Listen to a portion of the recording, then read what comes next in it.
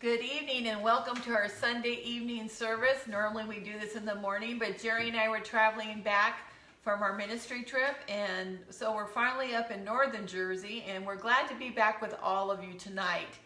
Today has been a blessed day, and I hope you had a blessed day. And my message tonight is titled Unexpected.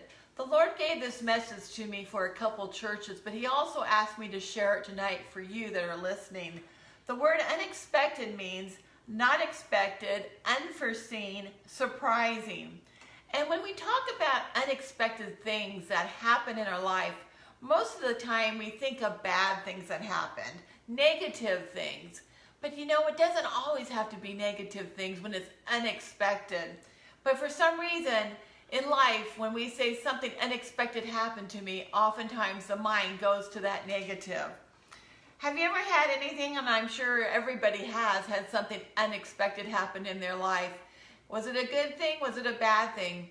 How about the time somebody has had a spouse that's walked out on them?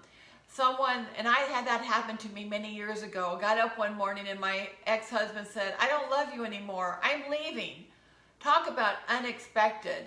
How about that family member who's lost a family member because someone's passed away unexpectedly, being in an accident or unexpected illness?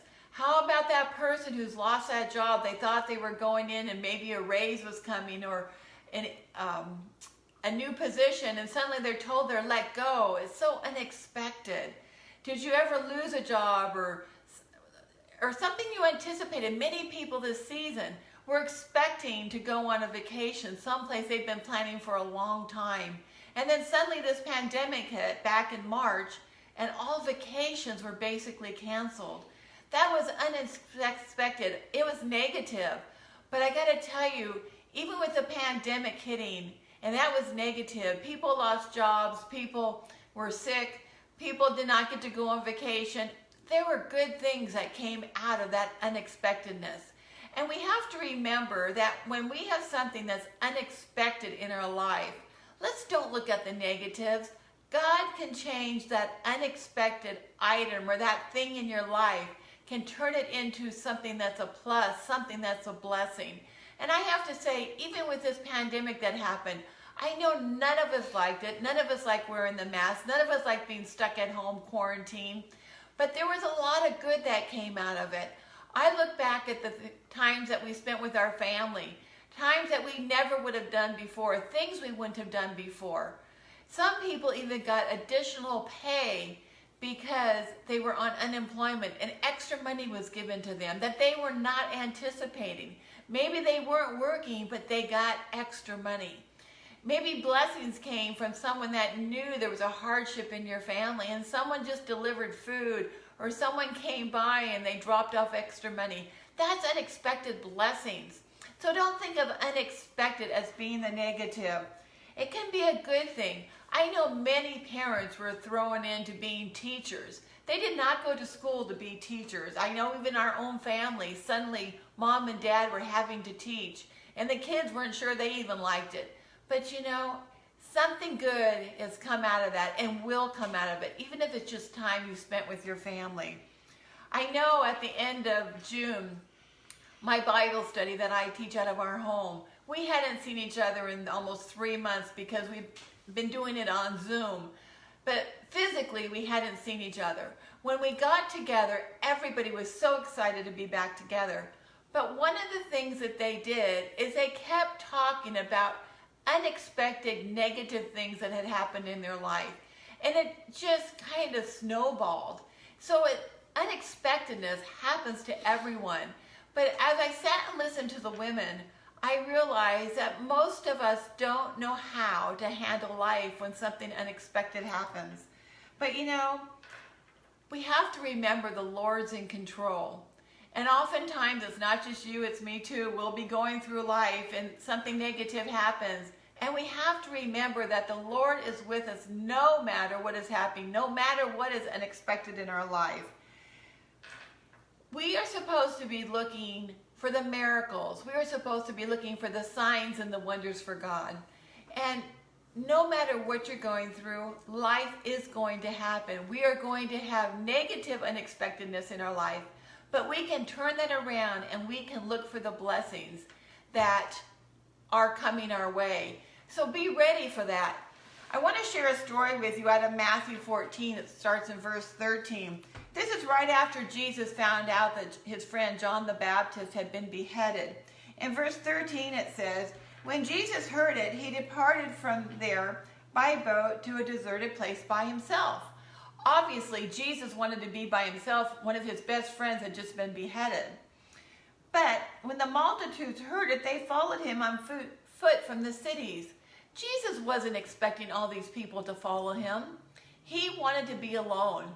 He had his own agenda, just like you and I normally have our own agenda when things go wrong or even when things are going right.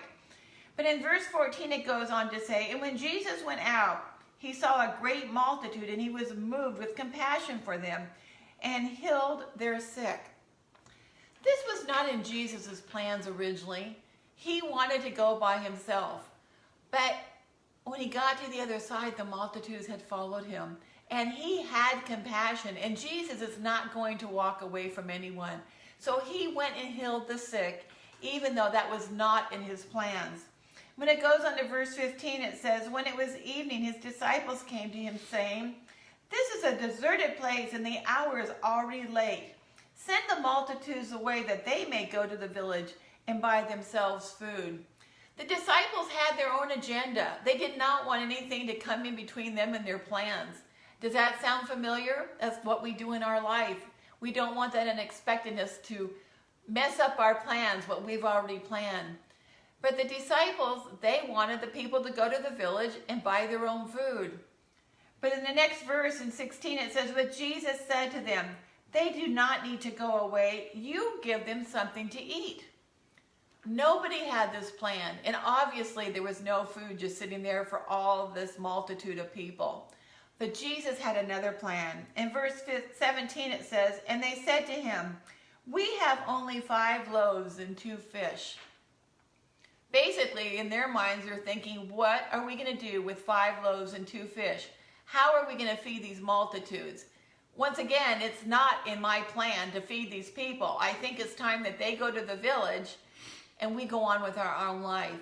How often have we been in our own lives and we try and pass people back because we don't want their life to interfere with our schedule? But it goes on in verse 18 and it says, "He," Jesus said, "Bring them here to me." Then he commanded the multitudes to sit down on the grass, and he took the 5 loaves and the 2 fish, and looking up to heaven, he blessed and broke and gave the loaves to the disciples, and the disciples gave it to the multitudes. I gotta tell you, when you can make a meal for that many people out of 5 loaves and 2 fish, that is a total blessing. That is a total miracle. That is a sign. That is a wonder. And that is what Jesus wants to do in your life. No matter what you are going through, that unexpected, Jesus wants to turn it around, and he wants to make it a miracle in your life. But you need to look for that miracle. You need to know that Jesus is going to come through for you.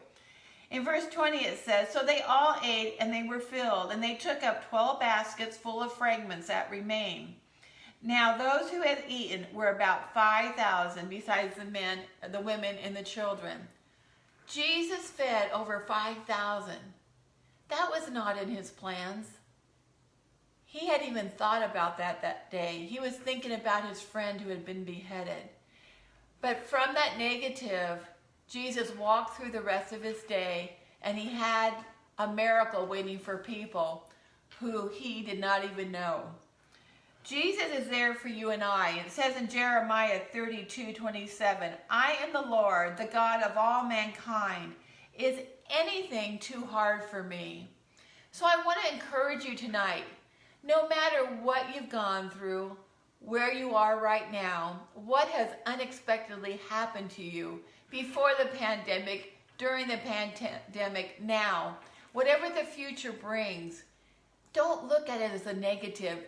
Give Jesus a chance to do that miracle in your life, because he is ready for you. He is waiting for you, and he wants you to show you his power. So I just want you to look this week and see what miracles Jesus is going to do in your life, and know that you are going to take that unexpected, whatever it is, and have it turned into a blessing. Jerry will be back soon. Have a blessed night.